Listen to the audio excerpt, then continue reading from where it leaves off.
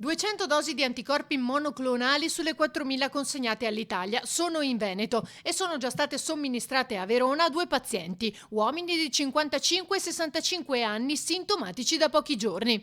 Ne ha parlato la dirigente di malattie infettive dell'US 9 veronese durante la conferenza stampa del presidente Zaia. I pazienti che abbiamo già trattato sono soddisfatti, sono in ottime condizioni e non hanno avuto nessun effetto collaterale. È importante identificare i pazienti con i tempi giusti, quando i sintomi sono insorti da poco, proprio come i primi 2 pazienti a cui sono stati somministrati. Ecco chi ne ha diritto. Tutti i soggetti con più di 12 anni che hanno almeno una patologia di base importante come il diabete scompensato o l'insufficienza renale, che abbia una diagnosi di Covid e sintomi almeno uno da meno di 10 giorni, preferibilmente entro 3 giorni. L'infusione dura solamente un'ora.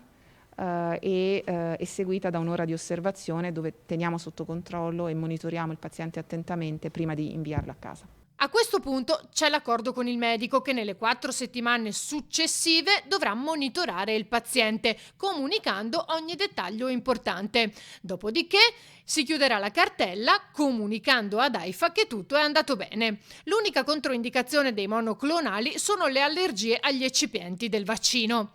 In Europa, oltre la Germania, l'Italia è l'unico paese ad averli approvati, ma se ora sono esclusi i pazienti senza situazioni a rischio, in futuro invece verranno coinvolti. La sperimentazione futura secondo me dovrà essere sui soggetti che non hanno un fattore di rischio. Questo perché è molto importante? Perché se riusciamo ad evitare anche la trasmissione del paziente che casomai non rischia di andare in ospedale ma rischia di trasmettere a chi non può fare la vaccinazione o a chi non l'ha ancora fatta, questo di nuovo è da un punto di vista sociale un successo enorme. Se le persone dimostrano attenzione, continua il distanziamento e si procede con la campagna vaccinale, ha detto infine Tacconelli, per l'estate dovremmo aver chiuso la partita Covid.